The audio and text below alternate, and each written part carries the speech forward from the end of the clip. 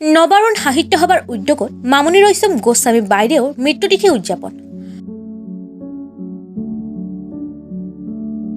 নবাৰুণ সাহিত্য সভা আমৰঙা বৰিহাটৰ উদ্যোগত মামণি ৰয়ছম গোস্বামী বাইদেউৰ মৃত্যু দিৱসটি আজি বৰিহাটস্থিত শিক্ষক ভৱনত উদযাপন কৰা হয়।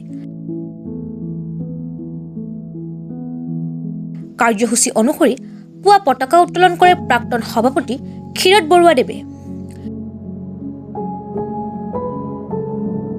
বৃক্ষৰোপণ কৰে প্ৰাক্তন সভাপতি ভদ্ৰেশ্বৰ দাসদেৱে।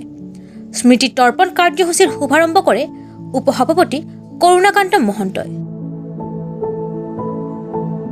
সম্পাদক ভাস্কৰ জ্যোতি দাসে আঁত ধৰা অনুষ্ঠানটোত নবাৰুণ সাহিত্য সভাৰ সভাপতি হেমন্ত দাস, প্ৰাক্তন সম্পাদকদ্বয় গণেশ্বৰ দাস, প্ৰভাত দাস, আলোচনা চক্ৰৰ আহ্বায়কদ্বয় গজেন্দ্ৰজিৎ দাস, হেমন্ত তালুকদাৰ, জ্যেষ্ঠ সদস্য দেৱেশ্বৰ কলিতা, প্ৰাণেশ্বৰ কলিতা, সহকাৰী সম্পাদক মিতুমণি দাস, মুখপাত্ৰ সম্পাদক ভাস্কৰ জ্যোতি দাসৰ লগতে প্ৰাক্তন তথা বৰ্তমানৰ বিষয়ববীয়া সদস্য উপস্থিত আছিল।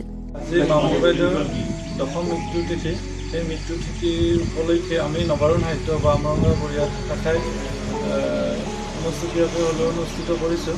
প্ৰথমতে আমি পতাকা উত্তোলন কাৰ্যসূচী ৰাখিছোঁ। পতাকা উত্তোলন কৰিছে আমাৰ প্ৰাক্তন সভাপতি সন্মানীয় ক্ষীৰত বৰুৱাদেৱে।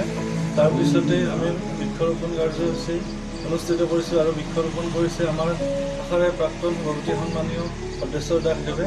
তাৰপিছতে আমি বাইদেউৰ শ্ৰদ্ধাঞ্জলি অনুষ্ঠানটো অনুষ্ঠিত কৰিছোঁ আৰু এই শ্ৰদ্ধাঞ্জলি অনুষ্ঠানটো শুভাৰম্ভ কৰিছে আমাৰ শাখাৰে সন্মানীয় উপসভাপতি কৰুণাকান্ত মহন্তদেৱে।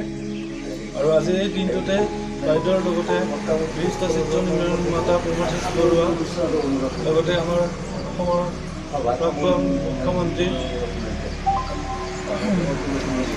তৰুণ গগৈদেৱৰ আত্মাই যাতে সংস্কৃতি লাভ কৰে সেই উপলক্ষে আমি ঈশ্বৰৰ ওপৰত প্ৰাৰ্থনা জনাইছোঁ।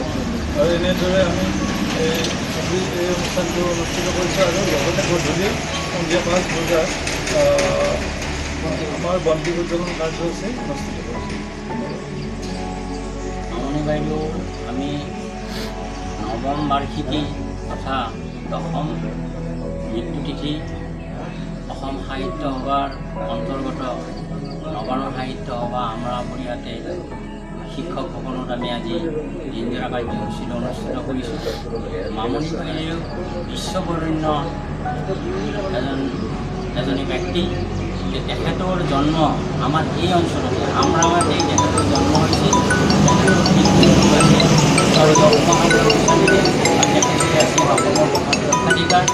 মামণি বাইদেৱে আমাৰ এই অঞ্চলৰ গোটেইবিলাক স্মৃতিচিহ্ন লগতে জনগাঁথনি সম্পৰ্কে এই অঞ্চলৰ গোটেইখিনি কথা জগলীয়া নদীক কেন্দ্ৰ কৰি আমাৰ তেখেতৰ বহুমূলীয়া লিখনি প্ৰতিফলিত কৰিছে আৰু এই লিখনিসমূহে অসম লগতে পূৰ্বাঞ্চলত গোটেই ভাৰতবৰ্ষত আৰু গোটেই বিশ্বতেই তেখেতৰ লিখনিসমূহ সমাদৃত হৈছে।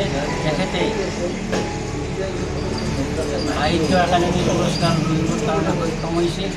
তেখেতৰ পুৰস্কাৰৰ টকাৰে আমাৰ এই অঞ্চলত আমৰঙা বৰিহাটত যিখন নেকি পুৰণা ৰাজ্যিক চিকিৎসালয় আছিল সেইখনক নৱীকৰণ কৰি উমাকান্ত চন্দ্ৰকান্ত প্ৰাথমিক চিকিৎসালয় ৰূপে ৰূপায়িত কৰিবলৈ সক্ষম হৈছে। তেখেতৰ যাতে স্মৃতি যুগুমীয়া হৈ থাকে তাকে আমি সকলোৱে কামনা কৰিছোঁ। বৰিহাটৰ পৰা মিতুমণি দাসৰ ৰিপৰ্ট, প্ৰাতঃ টাইম।